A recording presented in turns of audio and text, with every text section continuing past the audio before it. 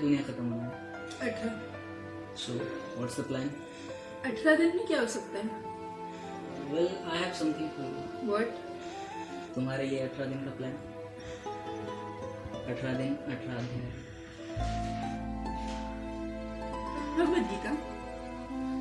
क्या मिलेगा मुझे इसे पढ़कर? जो लोग इतने दिन में नहीं समझ पाए वो अब क्या समझेंगे? इंसानियत को बचाया जा सकता है। Are you like serious?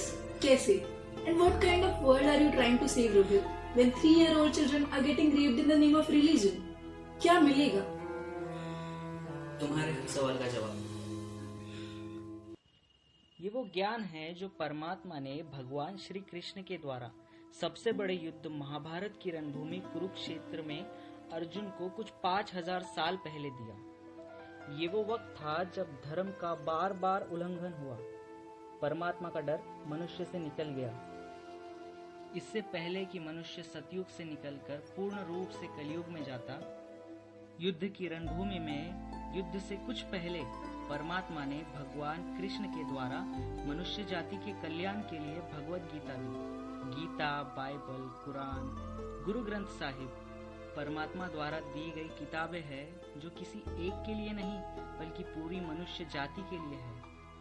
त्रिविधम नरकस्येदं Dwaram नाशनमात्मनः कामः क्रोधस् तथा लोभस् तस्मादेतत्त्रयं त्यजेत्।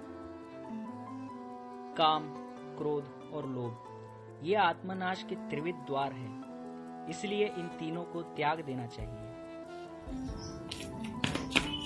What's up? इसमें जिन चीजों का त्याग करने को बताया गया है वो सारी दुनिया में बढ़ चुकी है। अब कोई फायदा नहीं। लस्ट। दुनिया तो चलो रही दूर की बात, हमारे ही भारत की बात की जाए तो everybody knows India is not a safe place for women. 6 different cases of rapes in 1 week all over the country. An 11-year-old in Chandigarh, 14-year-old in Vadodara, a 20-year-old in Tamil Nadu, a 25-year-old in Ranchi, a 32-year-old in Tamil Nadu. This is so bad. क्रोध। हर बात के लिए गुस्सा। कोई किसी को समझना ही नहीं चाहता। गुस्से से कोई प्रॉब्लम सॉल्व नहीं होती, कोई सोल्यूशन नहीं निकलता। हाँ, पर एक चीज है, गुस्से से सब कुछ खत्म जरूर हो जाता है। जैसे कि अब दुनिया खत्म होने वाली है। लोभ, दैट इज ग्रीड। जब इंसान के अंदर लालच बढ़ने लगता है ना, तब उसका सब खत्म होने लगता है। इतना कुछ होते हुए भी इंसान को बस और की चाहत है। पैसों की लालच में भाई भाई की, बेटा बाप की, पति पत्नी की जान लेने के लिए भी कम नहीं करता। Okay, just calm down. Just read chapter 2 verse 63. क्रोधात् भवति सम्मोहः, सम्मोहात् स्मृति विभ्रमः, स्मृति भ्रंशात् बुद्धिनाशो, बुद्धिनाशात् प्राणाश्यति। क्रोध से उत्पन्न होती है मोह माया और मोह माया से स्मृति विभ्रम। स्मृति के भ्रमित होने पर बुद्धि का नाश होता है और बुद्धि के नाश होने से मनुष्य नष्ट हो जाता है। मेरा गुस्सा मेरे नाश का कारण है। काश ये श्लोक और गीता में लिखी गई बातें लोग पहले ही समझ पाते। आज दुनिया खत्म नहीं होती। अब मैं क्या कर सकती हूँ? मेरे हाथ में कुछ नहीं। मेरे अकेले के अच्छे होने से क्या फायदा? अच्छा बन के मुझे क्या मिलेगा? तुम फिर से, जब भी मैं किसी परेशानी में होती हूँ तुम वहाँ कैसे पहुँच जाते हो? वो तुम्हें कुछ बताना था। अब क्या? अध्याय 2 श्लोक 47। और क्या है उसमें? तुम्हारी समस्या का हल।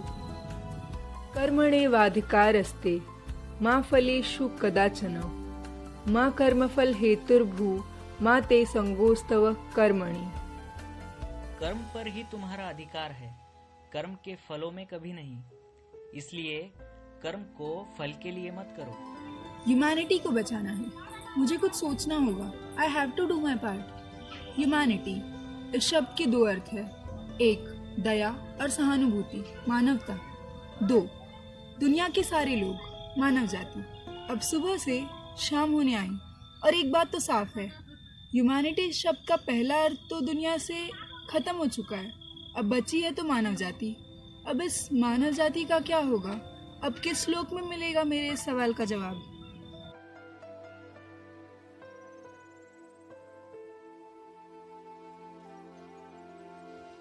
यदा यदा हि धर्मस्य ग्लानिर्भवति भारत अभ्युत्थानाम् अधर्मस्य तदात्मानं सृजम्यहम्।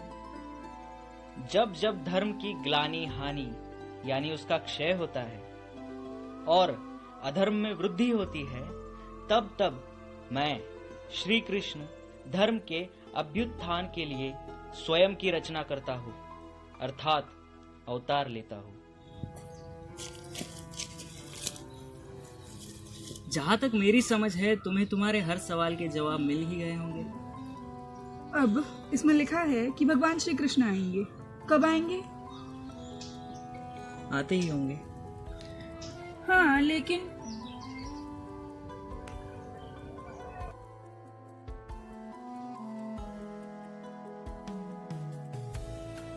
रोहित,